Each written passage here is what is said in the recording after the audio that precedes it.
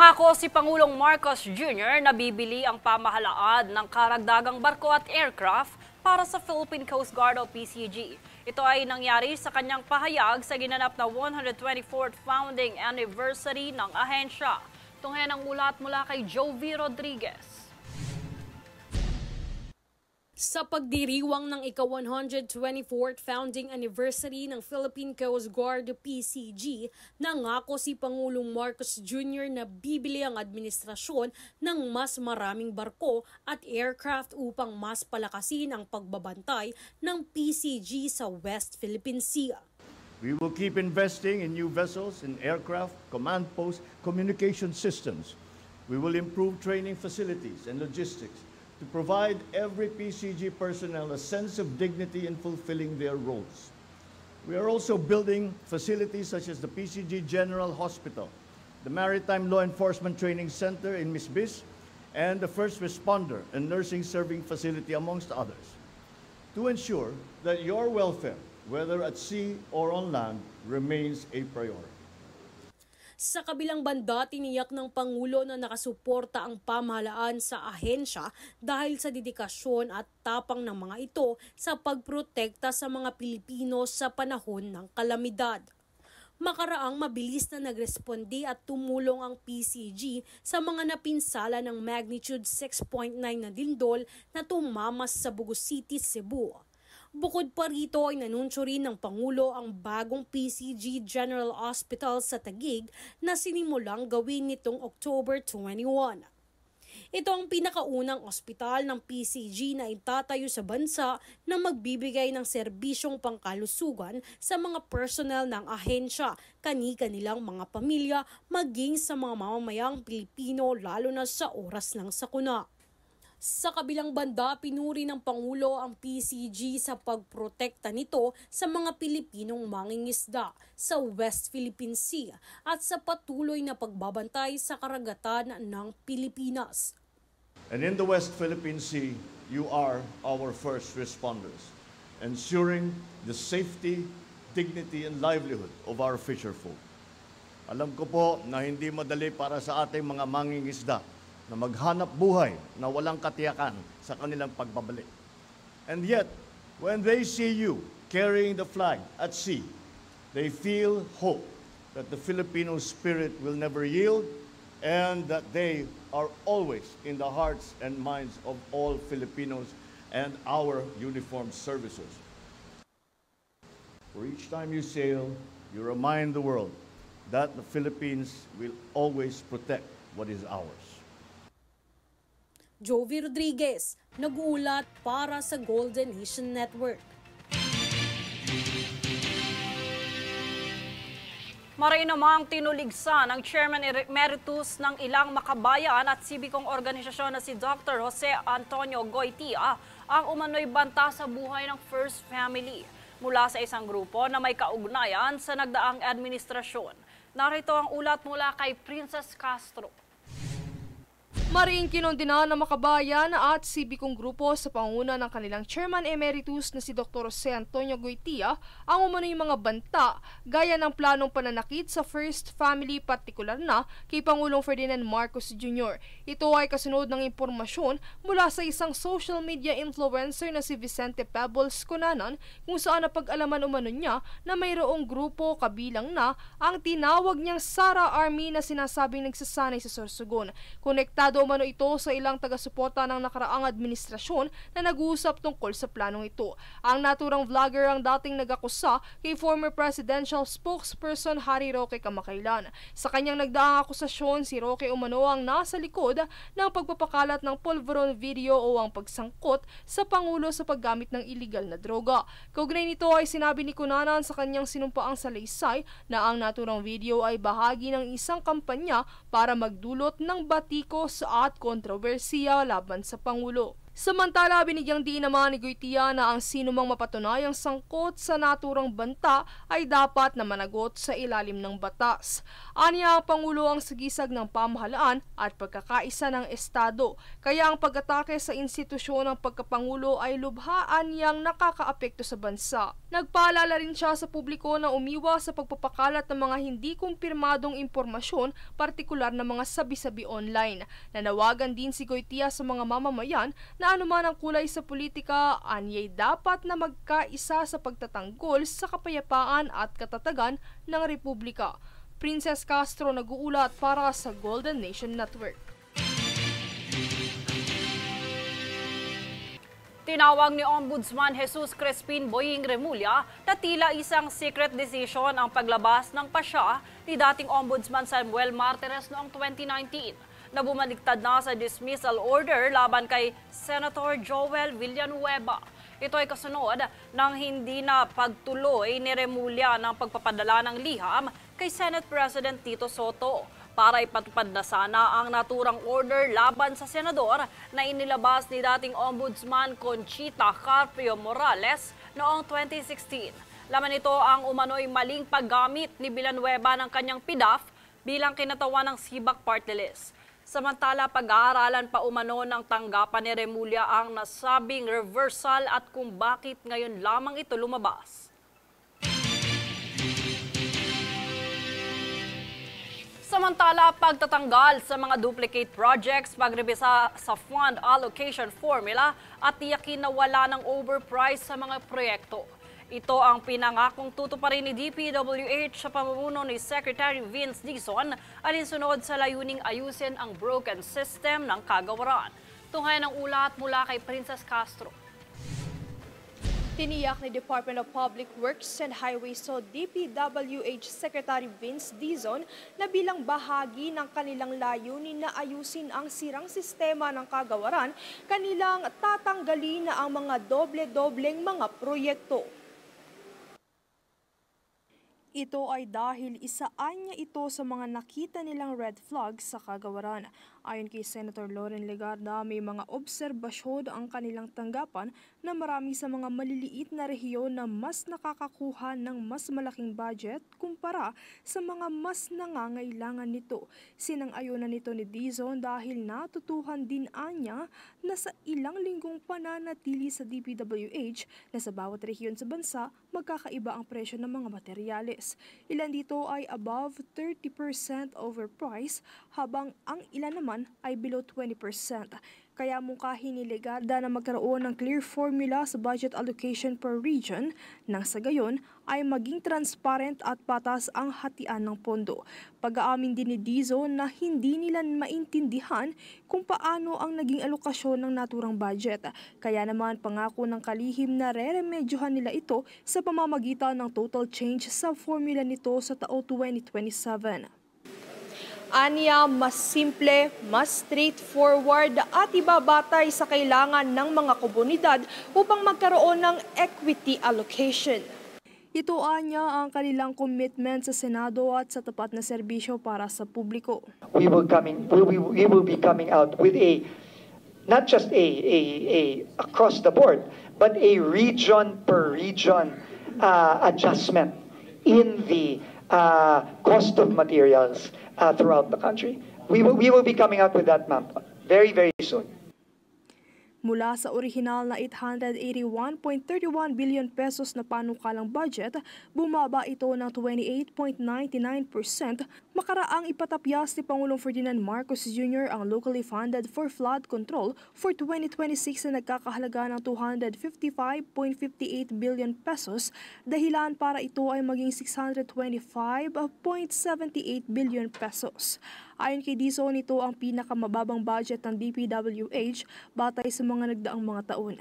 Gayunpaman, ilan sa mga planong paglagakan ng natapyas na budget ay sa pagpapagawa ng mga silid-aralan, gayon din ang school building sa bansa. Bukod dito ay sinabi rin ni Dizon na hindi nila ito tolerate ang bid rigging na isa sa mga iminungkahi ni Senator Bam Aquino sa kamakailang pagdinig sa Blue Ribbon Committee. Kaugnay nito ay nakapag-file na sila ng 12 kaso laban sa mga kontratista na naging bahagi sa mga bid rigging sa Philippine Competition Commission at inaasahan pang madagdagan sa mga susunod na mga araw. Ang multa sa mga papatunayang guilty rito ay 110 million pesos para sa first offense at 250 million pesos naman para sa future offenses. Samantala, bunsod ng mga korupsyong kinahaharap ngayon ng bansa, pabirong pinuna ni Gatchalian ang ilang pagbabago sa pisikal na itsura ng kalihim, bunsod ng pagkaabala nito sa pagtrabaho at layuning linisin ang kagawaran. Kaugnay naman ito ay may pakiusap si Senator Christopher Bongo kaugnay ng mga issue sa umano'y anomalya sa gobyerno. Interes ng tao, interes ng Pilipino ang unahin natin na dito. Malaki po ang aking paniniwala na yan po ang iyong tatahaking landas. Alamin yung katotohanan, ikulong ang dapat ikulong. Ikulong ang mga korap. I hope you're one with us dito sa ating krusada na labanan ng korupsyon sa gobyerno. Princess Castro nag-uulat para sa Golden Nation Network. Inulunsad ng Department of Health o DOH ang Bantay Super Health Center upang idulog ang mga pasilidad na non-operational o underperforming. Ang inisyatibong ito ay rekomendasyon ng Independent Commission for Infrastructure o ICI bilang bahagi ng kasalukuyang investigasyon sa mga health center na hindi nagagamit o napapakinabangan sa bansa. Hinikayat naman ng DOH ang publiko na iulat o isumbong dito ang mga nakatenggang health center o kulang ang serbisyong ibinibigay sa publiko. Tiniyak naman ang kagawaran na mananatiling confidential ang pagkakakilanlan ng individual na magsusumite ng mga sulat. Nagtipo naman ang iba't ibang makabayang grupo upang ipakita ang suporta sa proyekto para sa pagtatanggol ng karapatan ng Pilipinas sa West Philippine Sea. Tunghayan ang ulat mula rito. Bunsod ng suliranin sa isyong kinakaharap ng bansa, nagpahayag ng mariing paninindigan ang Filipinos Do Not Yield o FDNY movement laban sa patuloy na pangaharas ng China sa West Philippine Sea. Sa isang pagtitipon sa lungsod ng Quezon noong 19 ng Oktubre, sinamahan ng FDNY ang iba pang makabayang grupo sa paglulunsad ng West Philippine Sea Wall of Paintings, kung saan kanila ritong ipinahayag na kulayan ang karapatan kabataan para sa West Philippine Sea. Dito kanilang layuning itaas ang kamalayan ng mamamayan, lalo na ng mga kabataan ukol sa West Philippine Sea. Ang nasabing pagtitipon ay pinangunahan ng National Youth Commission at ng Blessed Movement sa pamumuno ni na Chairperson Joseph Francisco Ortega at Herbert Antonio Martinez. Ayon naman kay Giselle Albano, tagapagsalita ng FDNY, na mahalaga ang ganitong mga proyekto upang ipakita ang pagkakaisa ng mga Pilipino laban sa pangaharas ng bansang China sa teritoryo. Dito binatikos din ng grupo ang panibagong insidente ng pag-water cannon ng nasabing bansa sa mga Pilipinong mangingisda sa Bajo de Masinloc. Giit nila hindi ang Pilipinas kundi ang bansang ito ang tunay na nanghaharas sa West Philippine Sea. Ipinaalala rin ng FDNY ang 2016 Arbitral Tribunal ruling na nagpapatunay sa karapatan ng bansa sa pinag-aagawang teritoryo. Dito nananawagan din ng grupo na patuloy na labanan ang maling impormasyon at propaganda ukol sa West Philippine Sea.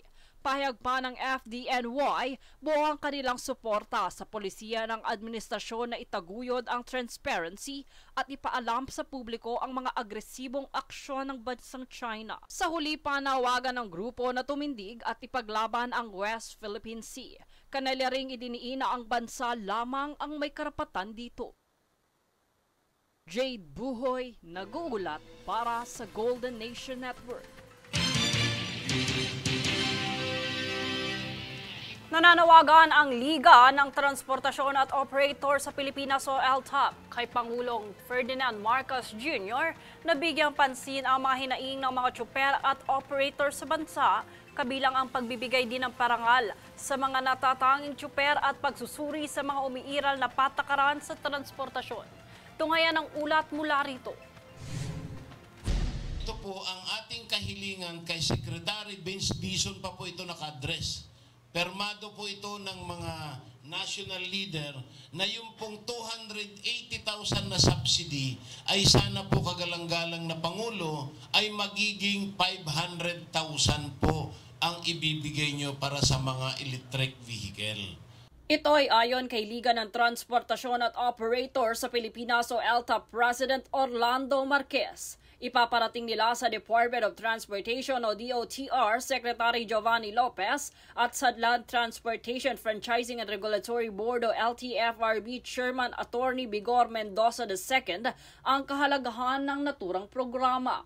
Kabilang din sa kanilang panawagan ang pagtatalakay sa mga umiiral na issue tulad ng mataas na multa at parusa sa ilalim ng Joint Administration Order na anilay sumasalungat sa umiiral na batas na RA 4136 o Land Transportation Traffic Code. Dagdag pa rito, nananawagan ng LTOP ng masusing pag-aaral sa pagpapatuloy na pagdami ng mga motor taxi na nagdudulot ng masikip na daloy na trapiko at panganib sa mga lansangan. Umaasa ang grupo na personal na mapapakinggan ni Pangulong Ferdinand Marcos Jr. ang kanilang mga hinaing bilang bahagi ng pangakong walang maiiwanan sa ilalim ng kanyang administrasyon. Kaya naman sa isinagawang pagpupulong kasama ang iba't ibang lider ng pambansang transportasyon tulad ng Stop and Go Coalition, FEDJODAP at UB Express NAFU-VEXI. Layunin ng pagpupulong na pag-isahin ang kanilang paninindigan sa mga isyong kinakaharap ng sektor ng pampublikong transportasyon. Tinalakay din nila ang mungkahing pagpapalabas ng decal sticker bilang pagkakakilanlan ng mga lehitimong rehistradong sasakyan. Bukod dito, tinalakay rin ang kawalan ng malinaw na alokasyon ng road user tax na taon-taon nilang binabayaran at kung saan napupunta ang pondong dapat sanay nakalaan para sa mga pampublikong sasakyan. Bahagi rin ng kanilang hakbang ang panawagan sa mga otoridad na magkaroon muna ng konsultasyon o pampublikong pagdinig bago ipatupad ang anumang taas singil sa mga toll fee. Iminungkahi ng LTOP na magkaroon din ng pambansang parangal sa natatanging tsuper. Ito ay sa pangunguna ng DOTR at LTFRB bilang pagkilala sa mga huwarang tsuper sa buong bansa. Hiniling din nila sa pamahalaan na pag-aralan muli at tuluyang amyendahan o buwagin ang mga patakarang labis na nagpapahirap sa mga driver at operator gaya ng JAW na nagtatakda ng sobrang taas na multa. Isinusulong din nila ang pagkakaroon ng scholarship program para sa mga anak ng mga tsuper sa pamamagitan ng TESDA bilang hakbang tungo sa pag-angat ng kanilang kabuhayan. Nananawagan din sila na magkaroon ng mas mahigpit na regulasyon sa operasyon ng mga motor taxi upang maiwasan ang kaguluhan sa trapiko at aksidente sa kalsada. Muli, mariin nilang hiniling na ang anumang pagbabago sa toll fee ay dumadaan sa due process at konsultasyon ng sektor na direktang naapektuhan nito. Sa kabuuan, iginiit ng LTOP at ng mga kasaping transport group na ang kanilang mga panawagan ay hindi lamang para sa kanilang kapakanan, kundi para sa kaayusan, kaligtasan at kabutihan ng buong sektor ng pampublikong transportasyon sa ilalim ng administrasyon ni Pangulong Ferdinand Marcos Jr. Jade Buhoy, nag-uulat para sa Golden Nation Network.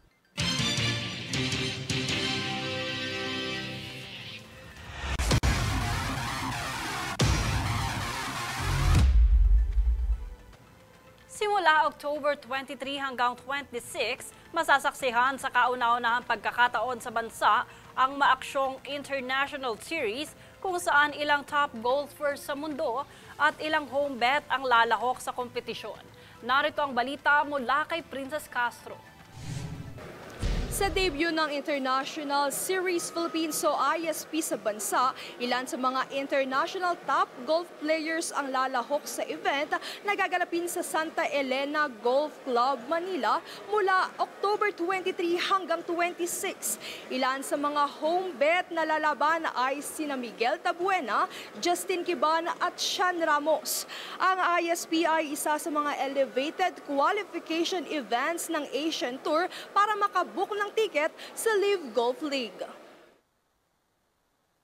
Unang inilunsad ang International Series noong taong 2022 sa Thailand, bunsod ng kolaborasyon sa pagitan ng Asian Tours at Live Golf. Ang Live ay ang anticipated prestigious golf event na may 54 holes na lalaruin sa loob ng 3 araw. Naging posible naman ang ISP sa pamamagitan ng kolaborasyon ng naturang tournament sa mga pribadong sektor sa bansa gaya ng Bingo Plus. This collaboration was once a vision and now we're making it a reality. It took 1 year really to develop this. Yeah. So Bingo Plus has been very consistent in bringing entertainment in all forms. As we lead this industry, we show power along with dedication and aspiration. This is the first for the International Series to be here in the Philippines, and I'm very proud to say that we are the pioneers in bringing this prestigious event in our country. Ilan sa mga taniyag na golf players din ang nakapanayam ng media nitong Martes sa isang hotel sa Pasay para pag-usapan ang naturang event. Para kay John Caitlin, malaki ang iniambag ng tournament na ito sa kanyang karera. Professionally, it's changed my life. It's given me amazing opportunities to, both winning in Macau and shooting 59 and breaking that mark on the Asian Tour, and then that opening up the door to play on Live and see what that's like firsthand and see how amazing that is, and it's definitely where I want to get to. Para naman kay Tai Chico, kaniyang ibinahagi ang kanyang mindset pagdating sa magaganap na laro. I think in terms of the mindset, it's just like any week, I'm just trying to play the best I possibly can and enjoy the week for what it is, because like we've talked about all afternoon, it's a special week, so I'm definitely going to enjoy as much as I can and try to play my best, and definitely. Hinikayat naman ni Mark Leishman ang publiko na suportahan at makibahagi sa kaganapan. Encourage them to get into golf and enjoy the game. I think they'll see a lot of enjoyment from us playing playing on a great golf course in front of enthusiastic fans, so they can get loud, clap good shots. That's a lot of fun for us. Kaugnay nito ay isang milestone naman ang kasabay na nagbukas para kay Tabuena makaraang pumirma ng partnership bilang unang golf ambassador ng sportsbook na Arena Plus. I'm sure that we can come up with different ways to make the game more accessible, more fun, and more enjoyable for everyone here in the Philippines. And I'm sure that you'll see more golf on the online platforms, and that's the only way to grow this game as well. Dagdag pa niya, mahalaga ang makakuha ng suporta mula sa mga pribadong sektor upang maiangat ang naturang sport discipline. It's huge. It's very important. If you're not aware, golf is not a big spectator sport compared to basketball, football, boxing in the Philippines, and any support is huge. So I'm very, very grateful and very happy to see other golfers receive support from other brands. But for myself, I'm very honored to be part of this family, and I'm very privileged that they see the value by adding me to their roster of athlete ambassadors. Samantala ay binahagi naman ng Senior Vice President at Head ng International Series ng Live Golf at Asian Tour na si Rahul Singh ang mga dapat abangan ng sports fans para sa event. Over the course of the next few days, I hope what we will be able to accomplish is what the International Series has set out to do, is to bring world-class golf, world-class entertainment and activations to countries all around the world that have a history and bring excitement to the game. Liban sa mismong golf club, maaari rin mapanood ang ISP Live Golf Tournament sa Golf Channel Philippines, exclusively aired on GSAT Direct-to-Home TV Channel 71. Princess Castro nag-uulat para sa Golden Nation Network. At narito ang recap ng mga nagbabagang balita ngayon.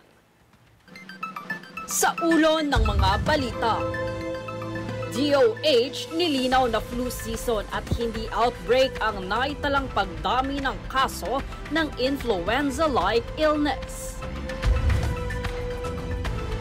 DPWH kinumpirmang walang dokumentong nadamay sa sunog na may kinalaman sa investigasyon sa flood control projects. DOTR nag-inspeksyon sa mga bus terminal para sa darating na undas. PBBM nangakong bibili ng mas maraming barko at aircraft sa pagbabantay ng PCG sa West Philippine Sea. Banta sa buhay ng First Fam, kinundina ng makabayang grupo. International top golfers at ilang home bet lalaro sa ISP debut. Patas at pantay na balita. Komprehensibong ulat para sa pulso ng masa. Ito ang News Force.